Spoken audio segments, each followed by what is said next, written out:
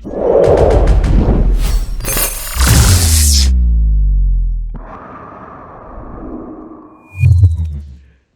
humans, and welcome to another episode of Gen X Gamer. As you can probably tell by the sound of my voice, I'm going through another episode. Now, what I'm going to do here is I'm going to have the reader read Perfect Pac-Man. That's right, all the dates of Billy Mitchell. This would be the first episode in the series, which would be day 0, I guess he's calling it. And let me tell you, this is where I've been getting my information. Big ups to Perfect Pac-Man for detailing all this stuff, because even though he is pro Karl, right, he's putting all the information out there, whether it's good or bad. He just, he's recording what happened on those days of court, and he's one of the reasons that, people are able to make videos on this stuff. Now the media has picked up on it, but previous to that, it was him. So all credit to him. I'm going to put the links down below in case you want to read along. I had a couple of comments where, people don't want to read this stuff. They just, they're not readers. Oh, excuse me. My voice is screwed, guys. So I'm going to let the reader do this, and I'm going to put the links of the episodes as I upload these. I have a very, busy schedule today. This is the one that I'm going to upload today, but look within the next couple of days for me to upload every day, so you can actually follow along what happened during the trial, and you can come up with your own conclusions. To me, guys, the only winners here are the lawyers. They're the ones making all the money. They're getting paid regardless, right? Regardless, they're getting paid. But this definitely has been messy, and I probably think that because of this, the nature of these interactions between YouTubers and people they're covering, what have you, is going to change, because not a lot of people have this kind of money to be dropping on this type of foolishness. This matter should have been resolved from the beginning. This should have never been in court. Why, the court decided to take it out, I don't know. I don't know the laws of Australia. I don't know what the defamation particulars are over there. I thought they would ask these people to go to mediation or something, take care of it outside of court before wasting the court's time. So if they took on the case, they probably thought that there was something there. That's just something I figure. But who knows?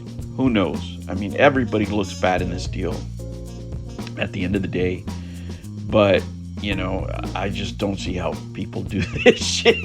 I mean, it's entertaining. It's entertaining, but, like I've said before, if you're Billy Mitchell and you're a millionaire, you're just not wasting your money. But if you're somebody coming up, depending on just your YouTube to live, and it's your only job, which is a terrible idea, by the way, but why engage in this type of shit? And then on top of that, imagine the position that Karl is in now, because he's not, Billy Mitchell's not the only YouTuber that he's covered. Now that people know his business, because he has to put it out there because of, the way the court is and the evidence that come out, now's a perfect time for anybody that hates him to attack him, because they know, he doesn't have that many resources. He's looking for a discount on lawyers. What prevents Gerard from going in on his ass right now? Nothing. Gerard's got money. He's not making money right now, right? But Gerard's family is wealthy. They can completely take the screws to Karl right now, or anybody else that feels wrong by his reporting out there.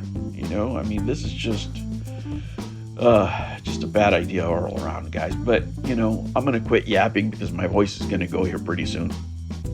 And I'm going to let you hear the reader go through all the days that have been, going through this trial that Perfect Pac-Man has reported, and we'll do it one day at a time. This will be the first episode, and I'll upload the other ones. It won't have an intro, unfortunately, because I can't use my voice right now. But it is what it is, and I hope you do enjoy it. Thank you so much for stopping by. And with that said, let's begin the episode. Karl vs. Billy, Day 0. By Ersatz_Cats. Greetings from sunny Brisbane. Yes, it is finally that time. It's been 6.5 years since notorious video game fraud Billy Mitchell was caught cheating at Donkey Kong. People have leapt from middle school to university in the time this nonsense has gone on. Of course, this whole ordeal would have been over on day one if silly Billy had just published a confession and apology, and most everyone would have forgiven him long ago if he had. But no, he and his cronies piled on more lies, plus yet more lies to cover up the initial lies. And then Billy started suing everyone, demanding millions, yes, millions, of dollars in damages, all while lying in deposition, faking evidence, etc. And all of that finally, in the year of our Lord 2024, brings us to District Court in Brisbane, hometown of YouTuber Karl Jobst, where Billy, much to his inevitable regret, will finally get his day in court. You see, unlike American courts, where crazed litigants can bleed defendants dry even when they have no case, Australia has an actually reasonable legal system, where the outcome of a lawsuit like the one Billy filed against Karl involves the loser paying some if not all of the winner's legal fees. As you all know, earlier this year legacy scorekeeper Twin Galaxies reached an out-of-court settlement with Billy to end his lawsuit against them. That legal battle was an endless drain of resources, with little hope of reward, making an otherwise downer settlement a reasonable proposition. And even with his claimed victory, Billy still didn't get anything he wanted, lol. And there are actually a few more differences with the Australian legal system, which we'll get to a bit later. But the point of today's update is to get everyone back up to speed on this story, as we set the stage for the video game trial of the century. Of the week. Look at me, this is my wow, I wonder who will win, I can't take this suspense face. On, and content warning. While I try to keep my writing fun in general, we unfortunately will have to discuss an act of self-harm, which I hope to handle seriously and respectfully. I'll recap all the way down. Normally, this is where I say, skip ahead to the next section if you don't need a recap, but today, the recap is kind of the whole point. While Karl Jobst made occasional remarks on the infamous Todd Rogers dragster dispute on social media, and on the Twin Galaxies dispute thread before it was taken down, his commentary career really began in late 2018, when he began producing speedrun and gaming-related videos on YouTube. Between his quality content, and his pedigree as one of the best GoldenEye speedrunners of all time, Karl's channel took off, going from a few thousand views on his earliest videos to averaging around 1 million videos per upload today. Of course, badass reporting such as Karl's is bound to draw the ire of a few liars and cheaters. He's covered cheating scandals in everything from Rubik's cubing to speed typing, and of course his true passion, video game speedrunning. He's reported on cheated runs in many video games, including Minecraft, Guitar Hero, Trackmania, Super Mario 64, and OSU.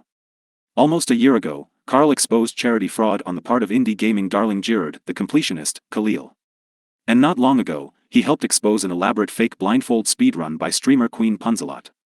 And all of that is when Karl is not celebrating genuine gaming accomplishments in pixelated FPS games from the 90s. However, even with Karl having gained all these enemies, to my knowledge the only insecure loser to actually initiate litigation against him has been you-know-who. The face of a man who has no idea what's coming. In summer 2020, Karl received a concerns notice from Australian lawyers representing Billy, following his video titled Guinness World Records Should Stay Out of Gaming. In Australia, a concerns notice is a mandatory first step prior to filing a lawsuit for defamation. After all, the court doesn't want to get bogged down in such nonsense, and so if people can be urged to resolve their differences without litigation, that's better for everyone. These notices read just like every legal threat you've ever seen: you have 14 days to retract your vile and untrue statements, or we will escalate to our last recourse of legal action blah blah blah. What's funny is, Billy wasn't even the focus of the video in question. It was about Guinness World Records' terrible adjudication of competitive video gaming. If you're looking for that video, it has since been taken down because Guinness filed a copyright strike. But part of the story of that video was Guinness' gutless decision to reinstate claimed scores from Billy which had been proven fraudulent. Unsurprisingly, Karl didn't back down. Karl's later coverage would go on to elicit 2 more concerns notices, including one over an angry video game nerd meme someone else made, which Karl chose to include as a joke. If the point of these legal threats was to discourage Karl from dunking on Billy, let's just say it was an epic failure. Still more successful than a Billy Mitchell plan. While the first and third of these legal threats went nowhere, the second one is what's bringing the attention of gamers around the world to Brisbane. In 2021, Billy decided he had finally caught Karl doing something which, in the business, they call actionable. However, being an Australian citizen, Karl could only effectively be sued in Australian courts. Thus, after years of legal process, an Australian judge will soon decide A, if Karl Jobst really did defame Billy, and B, if that alleged defamation resulted in any damages. Only kidding. Before we get to the alleged defamation itself, there's a related incident we need to cover first. I know, I hate to jump around timelines and narratives like that, but with so many layers, sometimes you have no choice. Well, that's just lazy writing. In 2018, after the MAME evidence against Billy's bogus Donkey Kong scores was published, a different young YouTuber from Oregon who went by the name Apollo Legend made a video, commenting on the news of Billy Mitchell cheating. Subsequently, Apollo and a friend flew out to a public appearance by Billy in Florida, basically to seek comments from Billy and his cronies and to collect evidence. Following a legal threat by Billy, yes, he loves to do that, Apollo disappeared for a while, leading to rumors, both serious and silly, that Apollo had passed away. Class act that Billy Mitchell is. When he heard this rumor, he immediately took to texting multiple people, gloating over Apollo's reported death.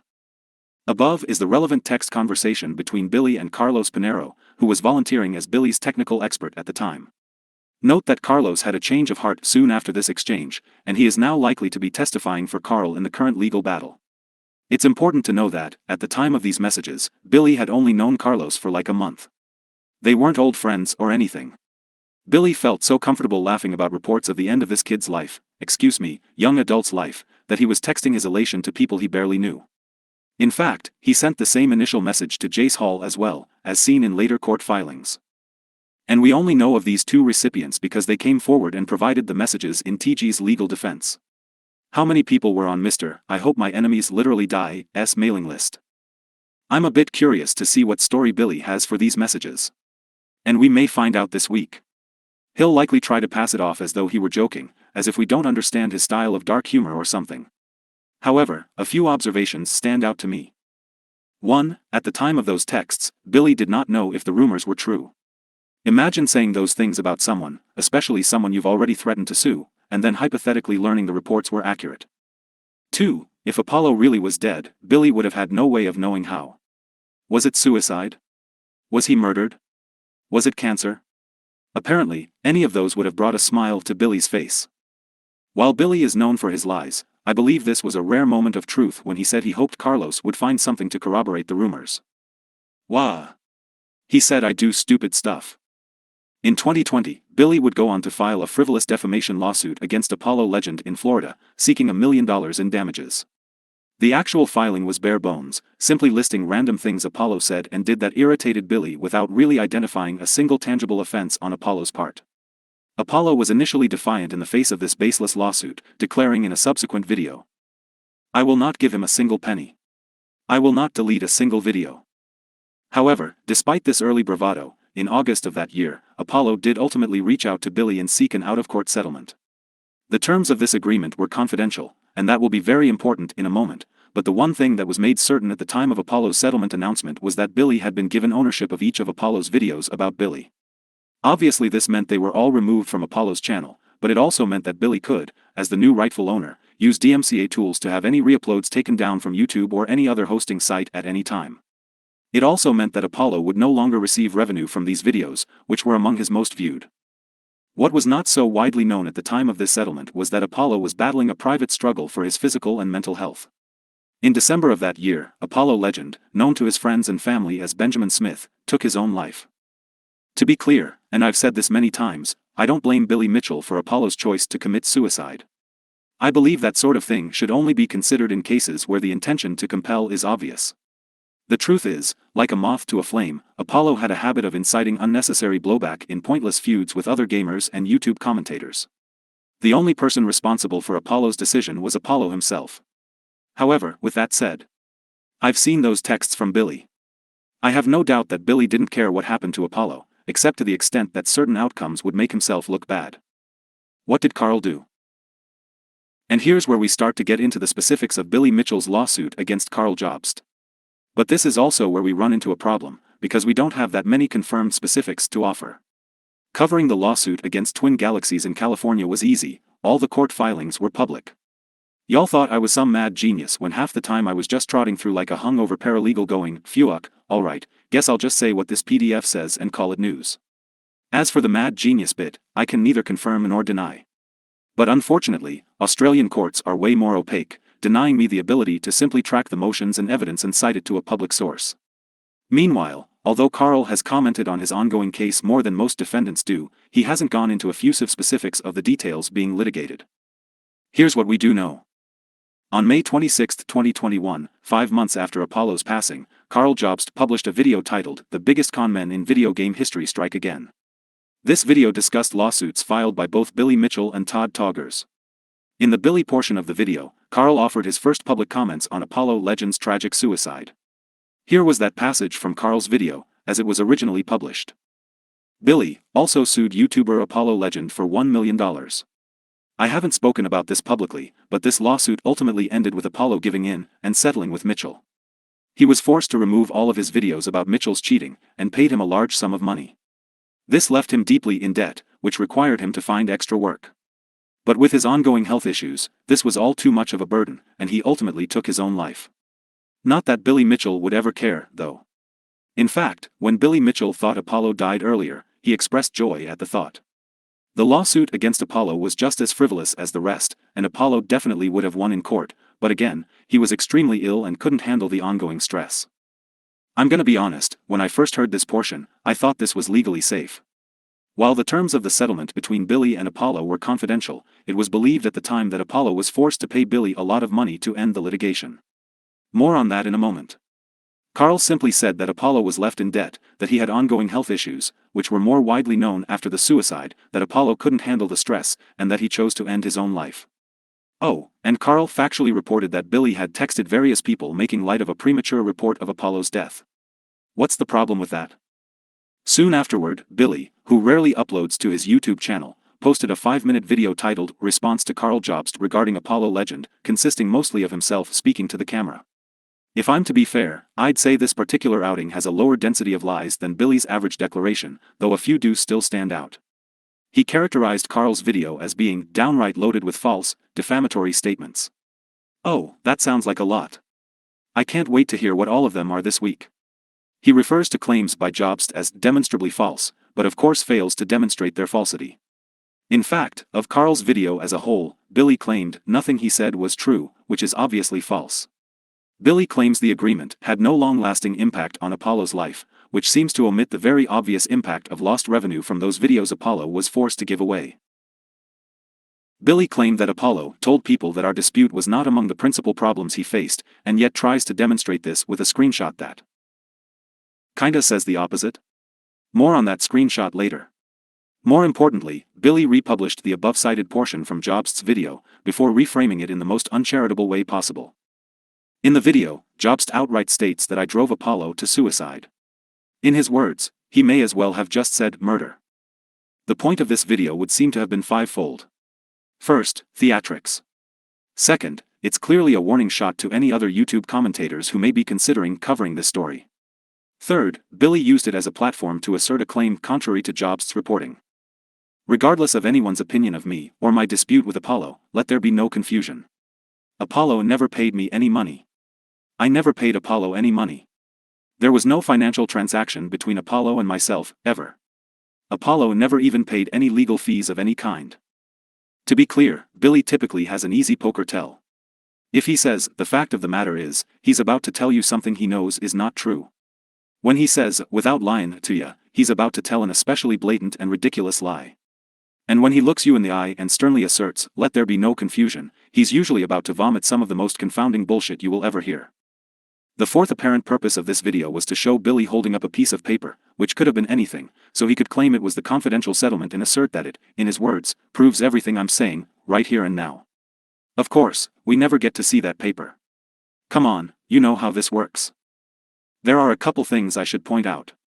First, that settlement is known to have a confidentiality clause.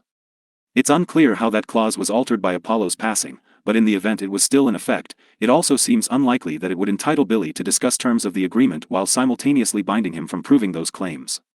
But whatever, we can just say Billy is forbidden from showing the agreement itself, and move on. Secondly, however, is that, to paraphrase, the settlement can't prove everything he's saying, right here and now. Sure, the settlement itself may not include a monetary provision. But does it prove that Apollo never paid Billy money? Does it prove there was never any financial transaction between them? How would it do this? Bank records? But the fifth and final apparent aim of this video was to scare Karl Jobst directly. Billy tacked on a few defamatory statements of his own, calling Jobst's supposed misreporting very premeditated and very calculated. Billy claimed Jobst's motivation was to rile up his viewers' emotions. And he concluded with this very direct threat to Karl. I was gonna ignore Karl forever. But this cannot be ignored. I plan to respond the way that everybody anticipates for me to respond. And Karl? Expect me. Yes, the guy who sent a concerns notice over a mere mention of him, and would later go on to send another over a meme, is totally above it all, and was just gonna ignore anything Karl said or did. While people were rightfully skeptical of Billy's retort, questions began being raised as to where Karl's assertion of a financial settlement came from, and whether the claim was false as Billy was now claiming. That's something else we'll get to in a moment. In an apparent abundance of caution, Karl soon used YouTube's edit feature to truncate that portion of the video. In this second version, that passage was shortened as follows. Billy also sued YouTuber Apollo Legend for $1 million. The lawsuit against Apollo was just as frivolous as the rest, and Apollo definitely would have won in court, but again, he was extremely ill and couldn't handle the ongoing stress. Clearly there were some behind-the-scenes discussions going on at that time, which I can't speak to the specifics of. Soon afterward, the original video with the lengthier passage was restored. However, this restoration was only temporary. During this time, Karl reached out to a relative of Apollo's to seek confirmation of the existence of a financial payment as part of Apollo's settlement with Billy. Apollo's relative was able to locate a copy of the settlement paperwork among Apollo's possessions. While a copy of that paperwork was not provided to Karl at that time, Apollo's relative indicated their impression that the settlement, as written, did not include any obligation of financial restitution. In other words, while hard public proof is still not available, it is now believed that the earlier claim that Apollo had to pay Billy a bunch of money to end the lawsuit was untrue. So when the claim came seriously into doubt, and not just from Billy flapping his lips, Karl made yet another revision to the contested video. You could call this the third edit, as it was the third time an edit was made, but you could also call it the second edit because two of those versions were identical. Or you could call it the fourth edit if you count the first version as the first edit. But if you did that, then you'd have to start calling Star Wars Episode 4 Episode 5, and you'd have to figure out what order the Terminator movies occur in, and the space-time continuum would begin to unravel. The accumulated filth of all their sex and murder will foam up about their waists, and all the whores and politicians will look up and shout, "Save us." And I'll whisper, "No." Anyway, the relevant passage from this final edit is similar to the short version above, but with a little more left intact. Billy also sued YouTuber Apollo Legend for $1 million. I haven't spoken about this publicly, but this lawsuit ultimately ended with Apollo giving in and settling with Mitchel. The lawsuit against Apollo was just as frivolous as the rest, and Apollo definitely would have won in court, but again, he was extremely ill and couldn't handle the ongoing stress. As of my writing, that video has a total of 1,308,443 views, and that's across all 3/4 iterations of the video. The first and third versions, which included the contested claims, were only accessible for a few days. By contrast, Karl issued a factual correction as part of a later video, which as of this writing has received 2,631,128 views, over double the viewership of the video in dispute. That corrections was as follows. Now, before I finish the video, I would like to take this opportunity to correct something that I said in a previous video. Back in May, I talked about the new lawsuits filed by Todd Rogers and Billy Mitchell. In that video, I made the claim that Apollo Legend paid money to Billy Mitchell as part of their settlement. I would never make such a claim unless I had very good evidence to support my position. In response to this, Billy Mitchell released a video accusing me of lying and claiming that no money was exchanged. He didn't provide any evidence to back up this claim, nor did he attempt to get in contact with me to clear up any misinformation I may have had. However, I did investigate further, as I would never want to provide false information to my viewers. I reached out to a member of Apollo's family, who graciously agreed to clarify some details. According to them, despite Mitchell's best efforts, Apollo Legend would not pay any money, and in the final version of the settlement, there was no clause indicating that he was required to do so. Therefore, the statement I made in that video was almost certainly incorrect. I sincerely apologize for providing false information. And no matter what kind of relationship I have with Mitchell, I do not believe that it is ever justified to lie or mislead. Mitchell also claimed that I was accusing him of murder. This is certainly not the case. I do have my opinion regarding the impact of the settlement on Apollo's decision, but ultimately, it was no one's responsibility but his own. The only reason I mentioned it in that video was because I felt like it was important to let you know what happened, as I know many of you enjoyed his videos. This clarification included an on-screen quote attributed to Apollo's relative. From what I could tell by reading the settlement agreement, there was not any money transferred. But why did Karl say that? At this juncture, you may be asking yourself, why would Karl Jobst say Apollo legend gave Billy Mitchell money if it wasn't true? And you know what? That's a fantastic question. And you know what else? I'm not getting into that today. Not because I'm trying to hide or avoid it or anything. One of the nice things about having written so much on this Billy Mitchell stuff already is, sometimes a topic comes up and I can say, I literally already wrote all about it. Maybe I am an evil genius after all, MWA haha. When this first became a topic of contention in 2021, I wrote a TG wall post, prior to the acquisition of this perfectpacman.com domain, outlining the available evidence pointing to an undisclosed monetary component to the confidential settlement.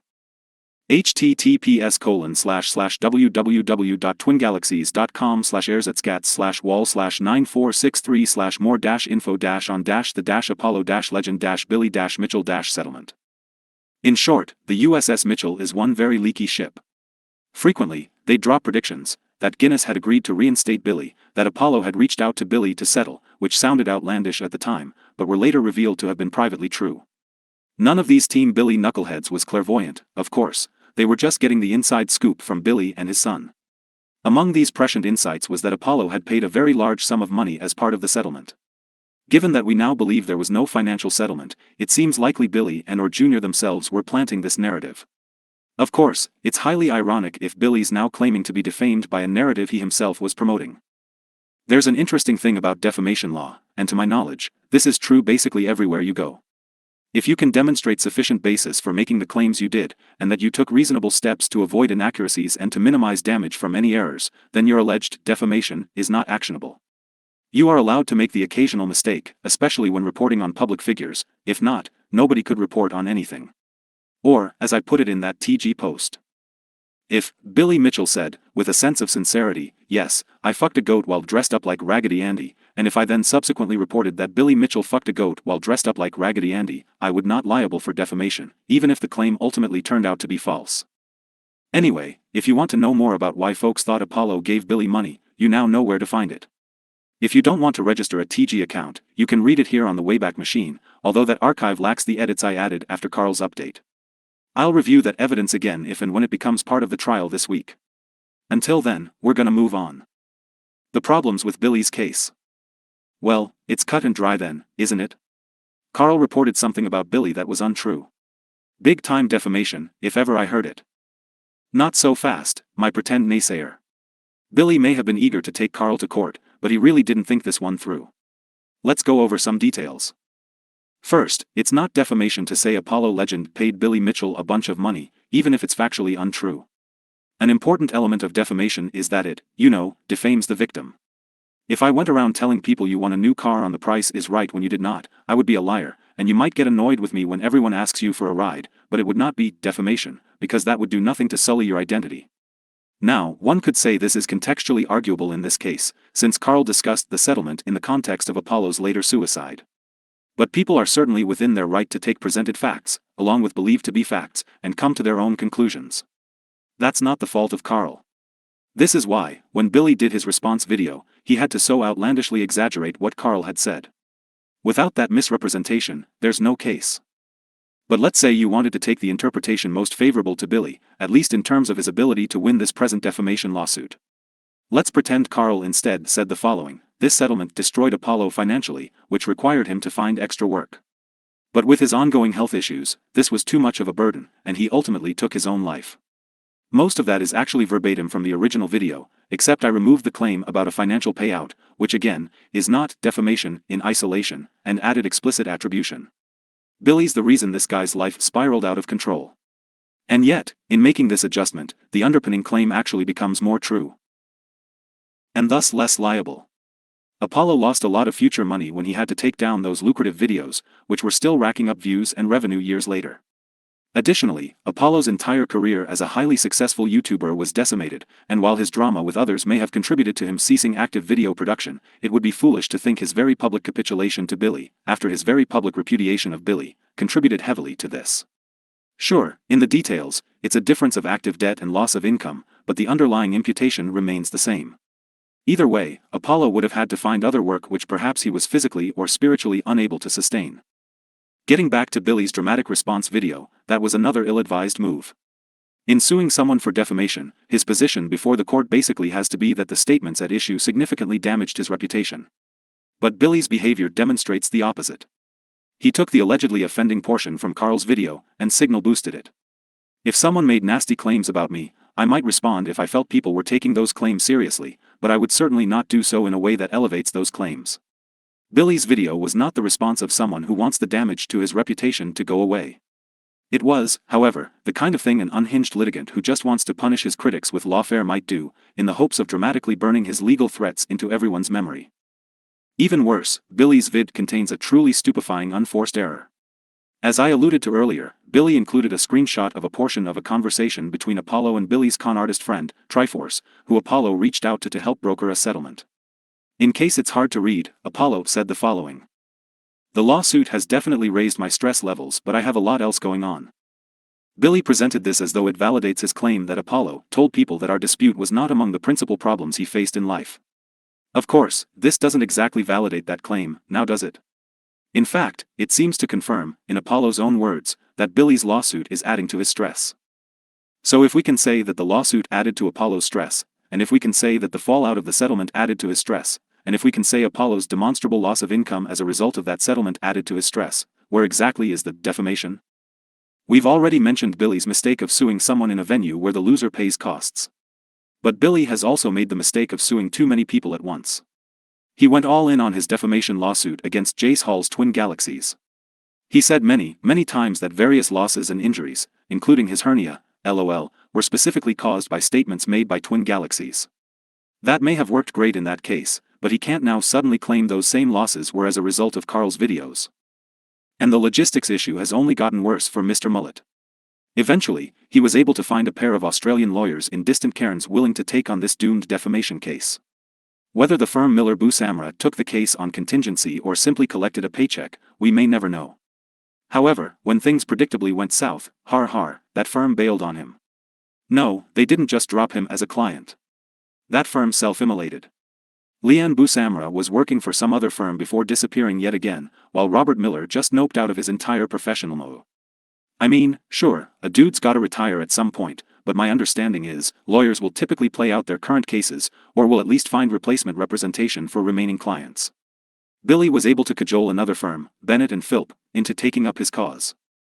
Hey Bennett. What did the Donkey Kong cheater say to the elderly referee? Meanwhile, unlike the mighty Mr. Tash, I haven't gotten to see Karl's firm of Mills Oakley in action. All I know is, they're supposed to be among the best, and most expensive, firms in Australia. Let's hope I have some nice words for them in the coming days. Getting back to the case itself, here's where things get really spicy. You see, Australia likes to do things a little differently. In the land down under, there's an additional legal defense against defamation claims known as contextual truth. Basically, it's not actionable for you to get a given claim wrong, as long as it's sufficiently outweighed by the claims you got correct. Billy's problem here is, his reputation was already soiled before Karl even began his reporting on Billy's story. Specifically, Billy was already revealed to have cheated to achieve his celebrated Donkey Kong scores, and he had already been banned by Twin Galaxies for cheating, but not before hatching a bizarre plot to muddy the dispute with fake evidence. Add in the fact that Billy tries to bully people with lawsuits, and that he had sent text messages to various individuals expressing glee at premature reports of Apollo Legend's death, and one gets an idea of how badly Billy's shine had faded prior to the summer of 2020. Note that it seems Billy is contesting each of these claims, because of course he is.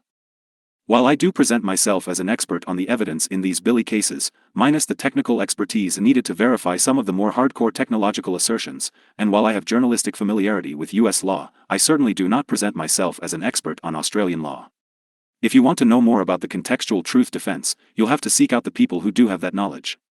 Still, this defense sounds like amazing fun, and I wish we had it in the States. I'd love to roll up into court and be like, members of the jury, Billy's reputation was so trash even before I wrote anything, that nothing I could have possibly said would have made it any worse. As I said, the publicly available paperwork for this case is sparse. However, the following two rulings, one from Cairns in 2022, and one from Brisbane in 2023, offer some insight as to what will be argued at trial. https://perfectpacman.com/wp-content/upload/2024/09/legal-billy-versus-Karl-2022-08-19-ruling.pdf https://perfectpacman.com/wp-content/upload/2024/09/legal-billy-versus-Karl-2023-11-209-ruling.pdf. And this is where the case branches out beyond whether Karl's statement about the Apollo settlement was untrue, whether Karl had a valid basis to make that claim, and whether Billy suffered harm because of that specific video. Suddenly, with the defense of contextual truth, all this other shit is on the table, too. Billy gets to be asked about his cheated Donkey Kong scores again. He gets to be asked about being banned by Twin Galaxies, a fact he is apparently denying. Billy gets to be asked about his wacky plot to fake evidence. I know, which one? And who knows what else is going to come up along the way. Extra. Meanwhile, we have some late-breaking news stateside. Billy's U.S. lawyer Anthony Elrod has filed new motions in the Twin Galaxies case in California. https://perfectpacman.com/wp-content/upload/2024/09/1-billy-versus-TG-2024-09-12-billy-motion-to-verify https://perfectpacman.com/wp-content/upload/2024/09/1-billy-versus-TG-2024/09/12-billy-motion-to-dash-seal-and-force.pdf.pdf. https://perfectpacman.com/wp-content/upload/2024/09/1-billy-versus-TG-2024/09/12-billy-minute-order-and-force.pdf.pdf.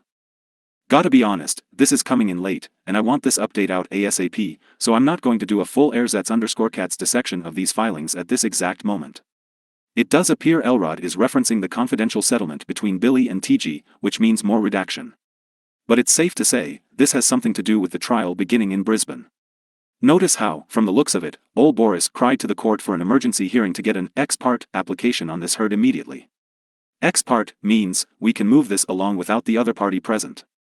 You are all gonna laugh so hard when I spell this out in another update later this week. For now, it seems Tony's plan has failed. The motion was not decided by Judge Wendy Chong.